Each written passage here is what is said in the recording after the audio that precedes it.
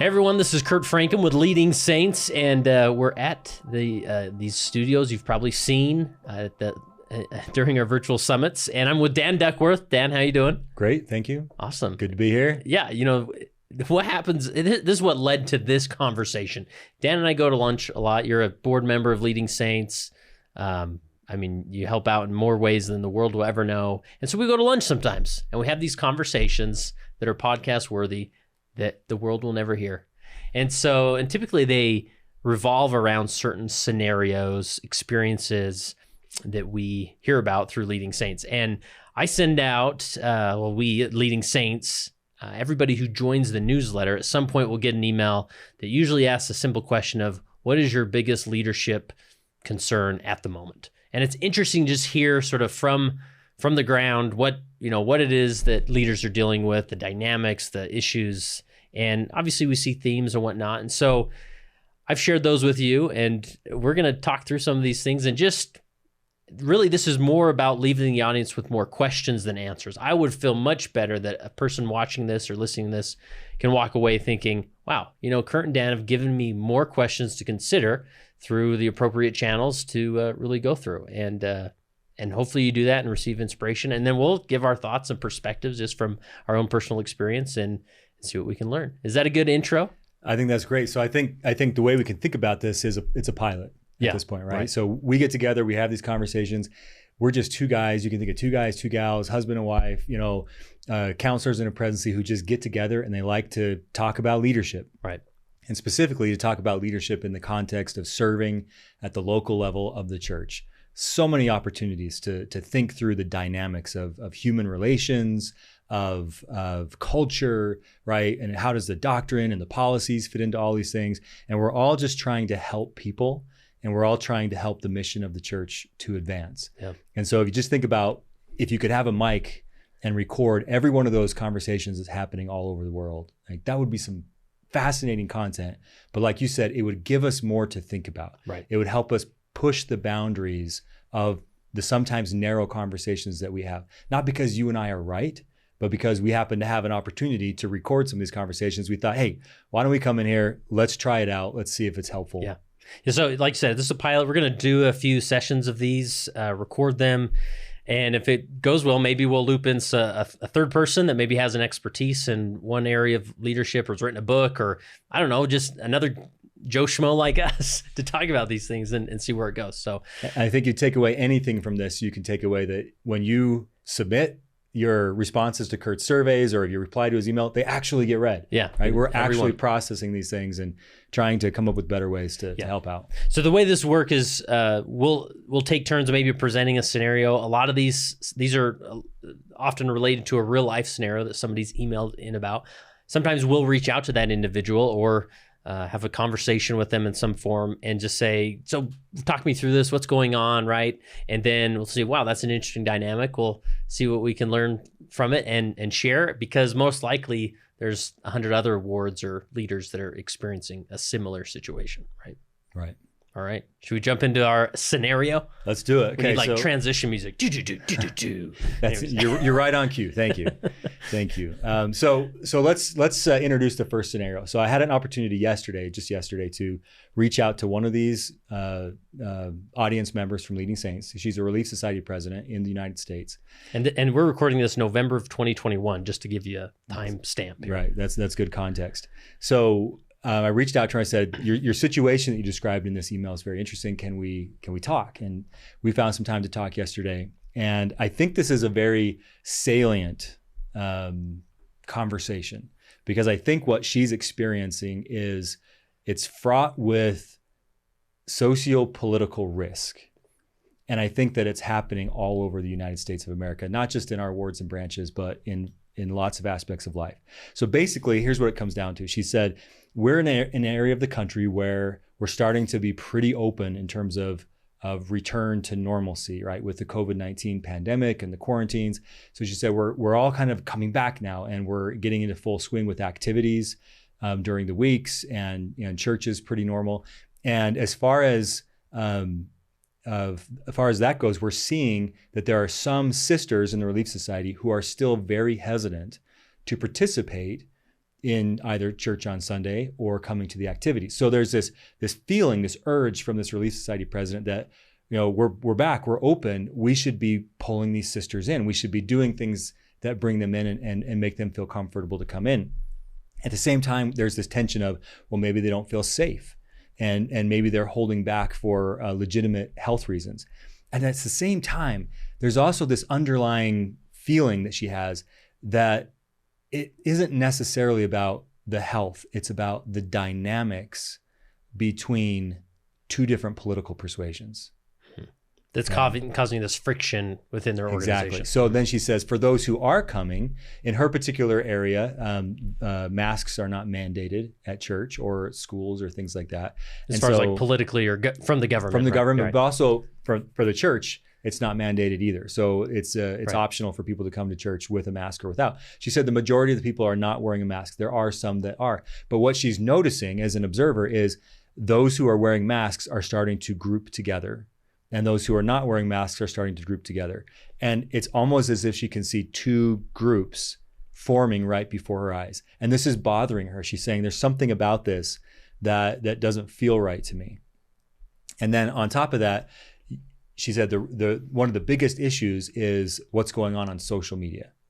She said it's not what's happening in church so much. She said there's been a few things where somebody will raise their hand in Sunday school and make an extremely politically biased statement, right? Mm-hmm. And usually this comes in the form of, this is the doctrine of the church, and yet here I am expounding, a one party's platform, right? And it's happening for the Republican side, it's happening for the Democratic side, right?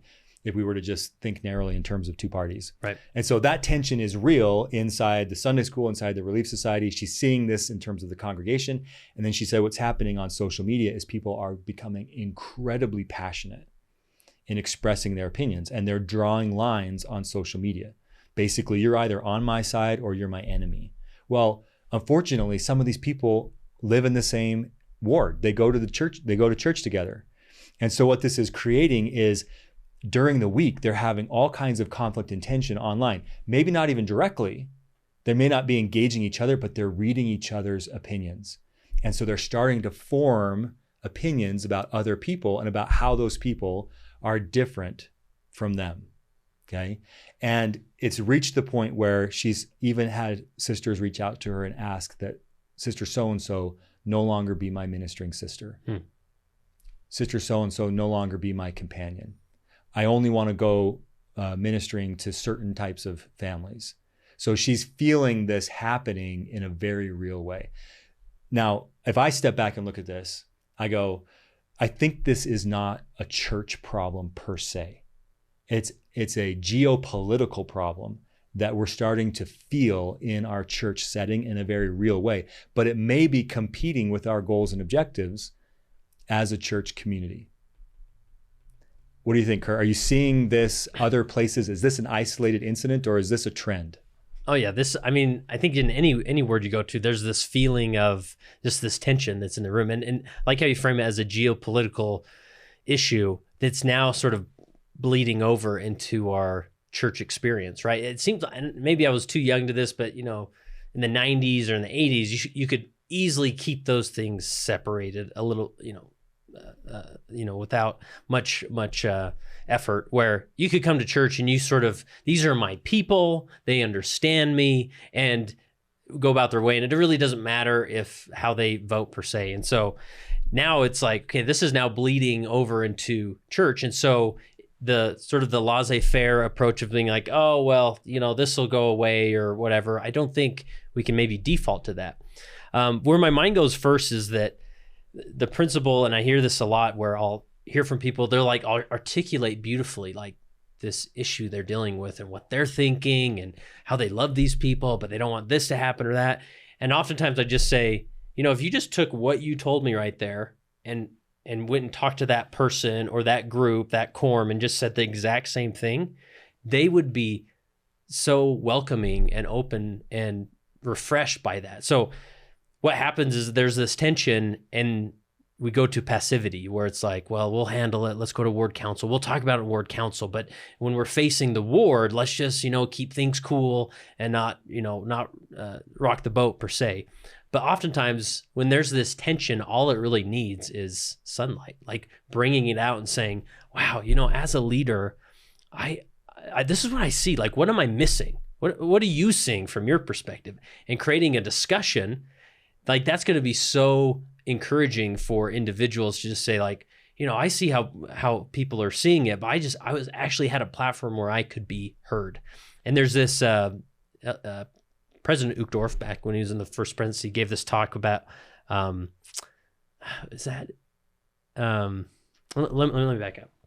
So there's this concept of like, as a leader, we often think like, well, my role is to like take these problems and we go to our councils and we solve the problem. But oftentimes your role is not to solve the problem, but to bring the problem to the community and say like, through the keys I hold maybe, or the higher up perspective I have of just leading this group, I see this problem and I've brought it to you. Now let's come together as a community and talk about it and see if we can figure it out. And that removes the passivity, gives sunlight to the problem, and suddenly people are like, oh, yeah, I want to engage in this discussion and be heard. And even if their ideas aren't embraced or applied, just the fact that you've given them a platform to be heard and talked about. So anyway, what comes to mind as I say all that? Yeah, let's keep going down this track because I think, how many times have you heard recently that, we've always had this conflict. We've always had these political parties. We've always had this tension that's existed even in our wards and branches. But this time it feels different. Mm-hmm. I mean, I hear that so often, even to the point where some of the older people in my life who maybe were alive during the 60s and 70s, or, during some of these hardcore political scandals that we used to learn about in elementary school, right? In the history books.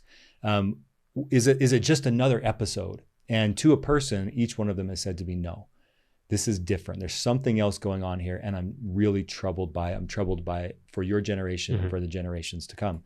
And I think that what's going on here that's different is that our identities are shifting. Our loyalties are shifting. So you said it's used to be that we could just come to church and say, hey, these are my people. Mm-hmm. But that's not what people are saying anymore. Right. And this is happening at the American level. People are no longer coming and saying, hey, we are all Americans. These are my people. And we might have some differences at a level up from that, but fundamentally at the base, we are all Americans. Or within our church, the Church of Jesus Christ of Latter-day Saints, we are all members of Christ's church. These are my people. And yes, we might differ in terms of where we like to shop or who we vote for or things like that. But there's that fundamental commonality, that identity, that core. Mm-hmm. And it seems like some of the works that I've been reading around class shift and other things that's going on right now in the world, not just in America, it seems like people's identities are shifting away from those foundational, large base communities, and it's becoming more tribal. It's saying, no, I am first a political partisan, and then I am an American. I am first a political partisan, and then I am a member of the Church of Jesus Christ of Latter-day Saints. Now, of course, that would offend a lot of people if I were to say, like, I think you've relegated your identity as a member of Christ's church to second class to your identity with a certain political party. They may not be able to see it, articulate it, but the sociologists are starting to see that and to articulate it. So that's an interesting concept. And I think it goes back to another point that came to mind is oftentimes, and this is like what makes leadership so different, is that everybody is showing up with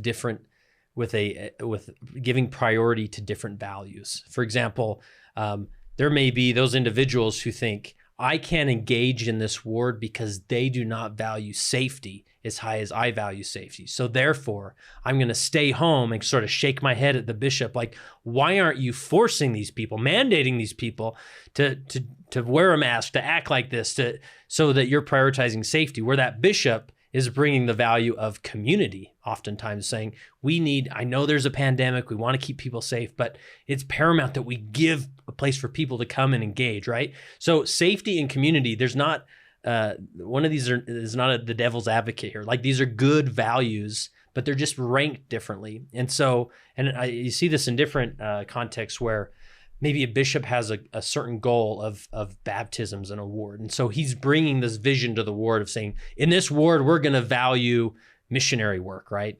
We're going to value retention or whatever it is. But then the other person saying, I don't come to my Sunday experience looking for that value. Like I sort of feel like I have it or it's not important to me. And so then they feel sort of diminished, right?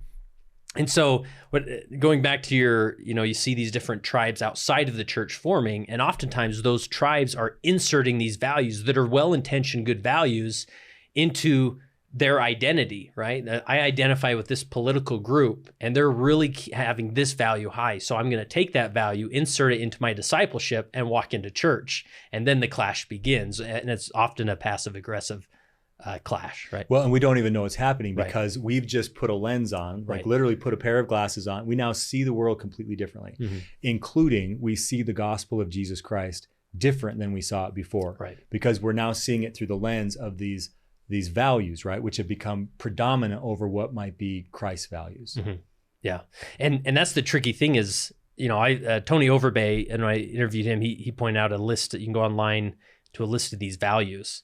And at the end of the day, like you can't say, well, they're all good. Let's do all of those values because that just won't work in creating focus and a vision and a direction in an organization. And so as a leader, you have to create direction and you have to pick a value that you're going to say, this is where we're going, or else your organization will be a mess, right? And so then it becomes a question of how do you mitigate and manage all of these different competing values. And oftentimes it's the one just creating a platform where people can discuss, like, I'm seeing a conflict of values here. Let's talk about it. Sister so-and-so is deathly afraid to walk into church, and brother so-and-so has a youth who is dealing with depression because he doesn't have a community to come to on a regular basis, right? And so talking about it, I think, is on the first step of hearing the values so that people can come into church and say, well, I have this value and at least I'm heard. At least they know that's my value and I'm more likely to engage in the group. So let's come back to that in a minute because I want to pull us back to what would be the normal response or the most likely response in a situation like this, because it's actually very predictable. So I'm going to draw a different analogy here. Okay. So let's take it out of the church context and let's talk about a family, because this is something that people are going through with their own families, right? Well, Thanksgiving coming up for sure. Yeah. Well, and along these lines, I'm actually coaching a lady who is having this conflict in her family. So they've shared Thanksgiving together with her parents, or with rather her mother and her mother-in-law for 20 years. Okay. But they have always been on two different sides of the political spectrum. Okay. But it's now coming to a head over masks and vaccines and elections and arguments like that, right? It's come to such a head that they had a major blowout between the two of them. They walked away and weren't talking to each other. And the conclusion now, we don't know, but they've had Thanksgiving dinner together for 20 years. And the lady that I coach is saying, I don't think that they're coming over, that the in-laws are coming over for Thanksgiving this year. Okay. Now, when we were talking through, like, what do you do with this? Like, as a leader, what's your first approach? And of course, her first approach was the natural approach. I'm going to do nothing, right? They're at peace. And maybe time will heal it, right? Right. And in politics, in geopolitics, we call this a détente, right? A truce, an armistice. They're no longer firing shots at each other. They're not in the same room. And maybe it's just best. It's probably just best to let them kind of go their ways and drift apart. And now what happens is you've got a community that used to exist, centered on this family with in-laws together, that now is breaking apart. And we accept the truce, the détente, as the answer. So now let's apply that to award setting. We as leaders in the church, without thinking about it, we want one thing usually above all other things, and that is unity. Well, unity, but what we really want is no conflict. Oh, yeah, right. Which is not the same as unity. But it looks a lot, it can feel the same, like, oh, good, nobody's mad at each other. We must be unified. And we find ourselves walking away from church on Sunday and saying, right, nobody said anything. I think nobody took offense at that comment. I think we're doing okay. I think we're okay. It was another week. And we start to tiptoe on eggshells from week to week, just trying to, quote unquote, keep the peace. Thoughts on that? Is that true? Is that what leaders are doing? Yeah, absolutely. And that's the tricky thing is that, and you may take it to certain council meetings like ward council and mull it over and talk about it. And a lot of the times it's like, these are difficult scenarios. And so let's just, hey, that Christmas party's coming up. Let's just focus there. Let's do the Christmas party. Maybe what people need is a Christmas party. I don't know. It's like, let's if just we can get them all thing. together Yeah. outside of Relief Society, right? And maybe it's the Thursday night activity or whatever. But the question that comes to my mind as I think about that normal approach is Zion is one heart and one mind. Right. So is it possible to create Zion in a ward setting or a Relief Society setting? Is it possible to create Zion when you've settled for détente? I would say not a chance. Why? Well, because it's in the wrestle where that's like you have to like earn that connection. It doesn't happen naturally, right? You have to like sit down with somebody and engage with them, and so until they feel understood. And when that mutual understanding is reached, then that unity begins. But it won't. The gravity of it all pulls it apart. But we're, as ward leaders, aren't we supposed to be the peacemakers? Aren't we supposed to be the ones that find the two kids who are fighting in the room and say, hey, let's just calm down, like everybody, patch it up and let's keep going? Like isn't that what our identity is to be the peacemakers?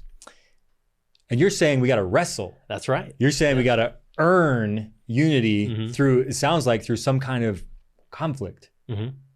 Yeah, this is why the conflict is so crucial. We've done several episodes about this, and oftentimes our cultures or just our human nature, the good Christian culture makes it synonymous with conflict. This isn't about contention. Sorry, I'm mixing up the words already. So conflict does not mean contention, right? We can do this without going to a place of contention, but oftentimes, and this is a skill set, right? This isn't just something you magically know how to do. It takes practice, and oh boy, I messed that one up. I got to go back to that conversation and say, hey, I sort of took it to contention. Did not mean that. Let me try again, right? So, but it is a wrestle, I'd say. Well, I love that because the terminology of the wrestle really comes from Jacob's experience, right? Where he was visited by an angel, or is it God? And, he's having this wrestle before he receives a blessing. And this idea that we believe that peacemakers must always make peace. In other words, they must work for the absence of conflict. But peacemakers must sometimes be troublemakers for the sake of peace. And that's a key difference. It's becoming pretty not cliche, but like pretty popular right now to celebrate the troublemakers. You see this in social media all the time, at least in the leadership stuff that I'm reading, right? Like, score one for the troublemakers. I don't resonate with that term troublemaker as much. I resonate with the term changemaker, because to make trouble for the sake of trouble is hardly, there's no worthiness in that. There's no value in that. But sometimes to make peace or to make change, you do have to make trouble as a strategy. So it's not the end game. It's not the goal in itself. It's a strategy towards making peace. And I think you can turn to the scriptures repeatedly and you can see how Christ oftentimes will make trouble, right? We all love the motif of the chosen. They really draw on that aspect of Christ's leadership a lot, where he is making trouble for the sake of advancing the cause. And what's the ultimate cause, at least as far as the church on earth is concerned? It's unity. Right. Yeah. We like to turn some tables. Sometimes it takes, just like Christ had to turn some tables, right? So bring us back. Let's round us back into the situation again, as far as like, we sort of swam in the soup of these different principles and concepts and values and, greater geopolitical thought and whatnot. So how do we get back to this principle and start taking steps with it? Well, I think you're kind of getting to there already, where we started to talk about how do you approach this? How do you broach this? And that's a lot easier said than done, because there are personalities involved. And primarily our biggest concern as leaders of the church is that we will scare people away, that they will leave the church and it will be a blemish on us, right? Their blood will be on our hands at the judgment day because we're the ones that push them out. We have to come to grips with the fact that people are going to make their own choices, but that doesn't mean that we can sacrifice the good of the whole for the one. And we have to keep our perspective on our ultimate objective is to build a community that is welcoming, that is inclusive, and that is united, right? But we have to recognize individuals will make their own choices about whether or not they want to be in that community. So now you said values. What a great discussion. Values. Let's go back to the identity, okay? The values that a political party espouses are not the same as the values that Jesus Christ espouses. If we didn't need the gospel of Jesus Christ, he wouldn't have given it to us. He would have said, hey, you can get everything you need from your political parties. But those parties today, part of what is the biggest, I think, confusion for people today is the parties are adopting the language of the gospel of Jesus Christ. Terms like diversity, inclusion, independence, autonomy, that might be across the political spectrum. Some would swing towards this and others would swing towards that. Those are all principles that you can find very easily in the gospel of Jesus Christ.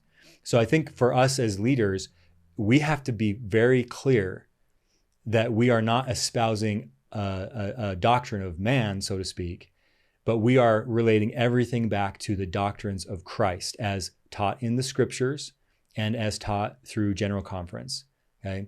And that's the foundation of the conversations and the conflict that we're going to need to have. We're going to bring everybody back to that, okay? Now, what does this look like in principle? Yeah. Okay. I see it looking like one of two things, the group level and the individual level. So at the group level, I think you need to have this conversation. If this is a real issue for you as a leader, if you're sensitive to this, if it's feeling like there's an issue here, you need to have this conversation with the group, with the community. So this specific example, it's the Relief Society. And you need to be authentic, which means you need to share with them everything you really feel. Okay? But authenticity doesn't mean I'm right. It means this is the way I really feel. And I need to understand the way you really feel. And she really feels. So it's going to be a different kind of Relief Society meeting where we say, we're going to need to get some things out on the table. And it's probably going to make a few of us uncomfortable. But I'm asking you to hold a space in which we can have this conversation without jumping to judgment, without jumping to conclusions. We just need to listen and to understand each other. I'll stop right there and then I'll keep going. Yeah. And, my mind goes to this concept of, have the conversation. And this is where it's so crucial that I don't think we should wait for like this heavy issue or this really polarizing issue to then have a conversation. Like, some of the best advice I got from a mentor, a church leader mentor, was he told me, never let an elders quorum or a quorum meeting turn into just another Sunday school class. And I think President Nelson has commented on that in recent years, where this should be a place where we come together and we have conversations. We hear each other. We engage that way. And so whether it's this big polarizing issue or something smaller where it's like, okay, the elders quorum activity is coming up. Like, what do you even want out of this? Like, what can we do that's going to really unify us? That's not just a pizza party or whatever it is. And having conversations and creating a stage for those conversations on a more regular basis, so that then when the heavy issues come, we're already practiced. We already love each other. We already know how to listen to each other. I mean, I'll just give you a quick example, and I'm going to take exception to the wisdom you just shared. I would say, because I'm a Sunday school teacher right now, never let a Sunday school class turn into just another Elders Quorum or Relief Society meeting, right? Sunday school is where it's at. I teach the older teenagers, and this is just what I decided to do. First week back when President Nelson, the first presidency, had issued a statement about masks, and we knew that it was going to be interpreted differently by different people. And our bishopric actually issued a follow-up statement that said, we're going to allow people to choose. Like, please respect people's choices. And it was basically saying, we don't know how this is going to go, everybody, but let's try this out. My personal teaching philosophy is to always lean into the topic of the day. Don't hide from it. Don't run from it. What was on everybody's minds when they showed up to church that week? It was whether or not so-and-so is wearing a mask. Should I be wearing a mask? What's the real situation, right? So we had that discussion with the 16 and 17 and 18-year-olds in Sunday school. And it was an extremely uplifting, supportive, beneficial, mutually, bringing us all together kind of a conversation, but we just tackled it straight on. Yeah. And I'm just thinking of those people who thinking, well, Dan, that may have happened in your ward. If you did that in my ward, it would not go well. Like, and I don't even want to go there. It's easier just to sort of be passive and let it be, any advice, like what if it does go bad?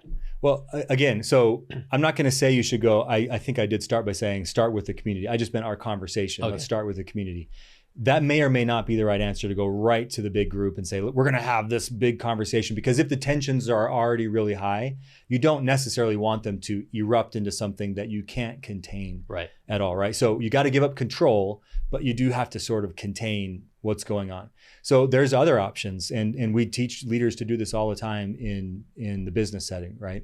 It's go to the individual. So if there are 2 or 3 individuals who are high risk for making comments that are incendiary, that are stoking tension, right? That are making other people feel uncomfortable in the room. If there are high risk individuals, so to speak, go to them one-on-one. Be authentic. Don't beat around the bush. Hey, sister so-and-so, I'm here because. And just tell her why you're there. And I need your help. Mm-hmm. We can do this together. Now, she may be extremely receptive to that and say, oh, I'm so sorry. I never wanted to do that. I never meant to be that way. Okay. She may be extremely belligerent and say, I don't see it the way you see it, and I don't think that you're right. And I'm going to share what I need to share because this is my church too. Right. Well, she's right in that perspective, right? She gets to come and she gets to participate. So in that situation, maybe not on the first visit, but you might consider letting them know that you're going to set boundaries. Mm-hmm. Okay. Now, this is something I always advise leaders to do. If you're going to set boundaries for someone who's a loose cannon in a group setting, make sure they know what the boundaries are before they get into the group setting. And it looks like this. Sister so-and-so, I just want you to know that if there are politically motivated comments in class, I am going to interrupt those comments. And I'm going to say those comments don't belong here. Can we please return to the doctrines of the gospel of Jesus Christ? Mm-hmm. And if you need to ask everybody to ground their statements in a scripture, right? If you need to stop the meeting and say, we're going to say a prayer right in the middle of the meeting to invite the Holy Spirit back, you decide what those boundaries and what those action steps are that you take. But number one, you let her know this is coming. Now she gets to decide, just like a child with a parent. She gets to decide whether or not she's going to test those boundaries. And if she tests those boundaries, then you do what you said you were going to do. Oh, so critical. If you don't do it, then they sense it's not really weakness, boundary, right? Yeah. And then just as important as all of that is, you must go back to them. You must follow up with them and say, I told you I was going to do it. Now I've done it. Now I'm coming back to see how you feel. Mm-hmm. Yeah. And show forth an increase of love. Yeah.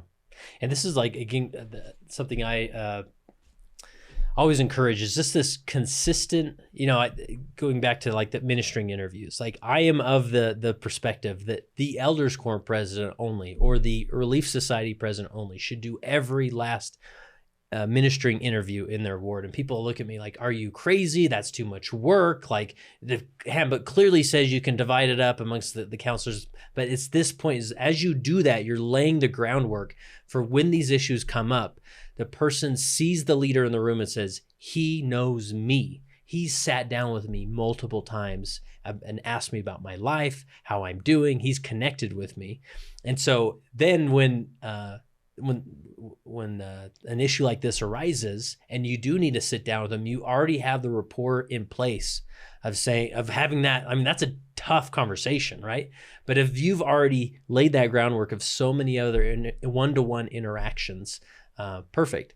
Now, I think of I recently talked with a stake president who sort of had this person insert themselves on social media about a situation going on in the stake. And then the stake president thinks, what? I can't go to every individual in the stake and have that rapport with them. It's like, yeah, that's why each individual leader must understand that principle. So then you can send them to connect with that person who has that established relationship. Well, and maybe even if you take that principle down to this Relief Society president who's dealing with this, right? Maybe it's not even her that goes and has this conversation. Yeah. Maybe it is a counselor who she knows has a great relationship. Right. Maybe it's another sister in the ward who has the respect and trust of this sister, but the Relief Society president holds her in high trust, right? So there are things you can do. And that's where we're just giving ideas. We're just having a conversation. I mean, ultimately, this all comes down to you get down on your knees and you ask the Lord to open your mind. You say, I see a very narrow perspective. All I really want on Sundays is peace. I just want détente.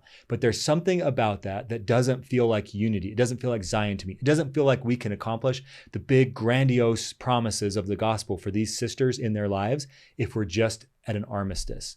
So please open my mind and help me to see alternative strategies as a leader. Yeah. What are we missing on this, Dan? What else you got? One last thing I think we need to really hit is this can sound a lot like détente. Going to the group and saying, we're going to shut down conflict, right? Going to the individual and saying, we're going to shut down the conflict. That can feel a lot like détente because the person then feels like I've been censored or I've been canceled, to use the term of the day, right? Yeah. And the question is that détente or is that Zion? It's not Zion yet because we're not one heart and one mind. And so I think the key here is when you meet with these individuals or when you're working with the group, you have to really focus them on the ultimate objective and you have to really focus yourself. And this is where love cannot be faked, right? D&C 121 says love unfeigned, unfaked. You can't fake it. So when you show up in that room, what's your bias? Are you really neutral? Are you really unimpeded by their political persuasions? Does it really not affect you? Don't fool yourself. It does. Right. The chances are you wouldn't even be talking to them if it didn't. Okay. So how can you be open? How can you be asking for feedback? How can you be having your counselors check you? Right? Where do you feel me? Where do you experience me on this? Do you think that the sisters are experiencing me one way or the other? Those are critical self-reflective questions. And then when you get into these situations with either the group or the individual, it's not just about shutting down their voice. It's about helping them to grow as disciples of Jesus Christ. Okay? Yeah. And what I mean by that is if a sister doesn't want to come because she's offended by another sister, then this first sister needs an opportunity to increase in love and charity and faith and compassion. So now you're in a ministering position, in a true ministering opportunity to mentor someone to grow. And so you can say things like, I'd like to help you grow in charity towards sister XYZ. And if you're willing to let me help you, I will invest my time and my energy, right? The best example is when Sherry Dew gave her talk called, Will You Engage in the Wrestle? She's got these young people coming to her and saying, I've got these issues. Can you answer these questions for me? She says, I can't answer those questions for you, but I will be your mentor. I will study the scriptures with you. I will be on my knees with you. I will fast and pray with you. Well, if these people if their discipleship and their participation in the church is being affected by their feelings for other sisters in the ward to the point where they're either not coming or where they're not participating, right? They're taking themselves out of the community. Yeah. What if we said, let me help you grow?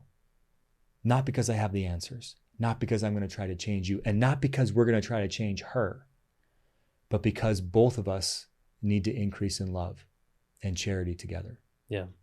Now I want to make one caveat here that, because people may hear this and I want to be clear of what you're not saying as far as people like, great, I'm going to get in the wrestle. A fifth Sunday's coming up. Let's say I'm going to get all the adults in a room and I'm going to talk this out. And what typically happens is the leader, the bishop, whoever prepares these statements. I got quotes. I got a testimony I'm going to throw in there, and they're going to talk at this group for 40 or so minutes and, bear testimony, maybe get emotional at points, and then say, in the name of Jesus Christ, and then we all go home, and then that leader feels like, great, I did it. It wasn't perfect. I probably should have said this or that, but it's more, you're not saying you just need to get in front of somebody, a group of people, and talk at them, but more of like inviting the group to step into this conversation, right? Right. And I mean, everybody has to adapt these things to their own capacities and to the way the Spirit's talking to them. If it was me and I was standing up in front of a room and I already knew this was a tension in a situation I was worried about, or we as a presidency or a council was worried about, I would certainly be on guard. I would hopefully have already prepped the group. Hey, we're going to try to avoid politically motivated statements. We're going to try to ground everything. We're going to try to come back to what brings us together, which is fundamentally the gospel and the doctrines of the Jesus Christ. But I want you to know that we can sometimes think we're talking about the gospel of Jesus Christ, but we're actually promoting a political ideology. just using similar words, right? So we're going to work for that in this community.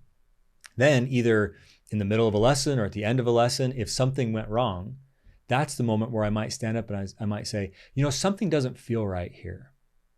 I don't necessarily want to point fingers. I don't necessarily want to call people out, right there in the meeting, but to say something doesn't feel right in this room. I don't know if we've fully invited the Holy Spirit in. Is anybody else feeling similar feelings? And now we're having what we call a council. Mm-hmm. We're having voices being shared, and all can be edified of all. Now, there is risk inherent in that. I'm not going to decline that, right? Somebody could say, absolutely, Sister so-and-so said this 20 minutes ago, and I've been sitting here just seething. I've already posted 3 times on Instagram about it, and I just can't believe this is happening. And I'm just not sure I can be in this ward anymore if that's going to keep being said. That's always a risk when you do this. But again, you have to decide what your goals are. If detente is what you want as a leader in the church, then go for detente. And you've just capped the potential of your community. If Zion is what you want, then you're going to have to engage in conflict. Mm-hmm. And you're going to have to learn how to do this. And we can't necessarily give that to you. And personally, I don't know that it's a skill per se that can be learned. It's really more about character. It's really more about your capacity to love people in spite of their opinions, in spite of their pointing fingers at you, in spite of so-and-so.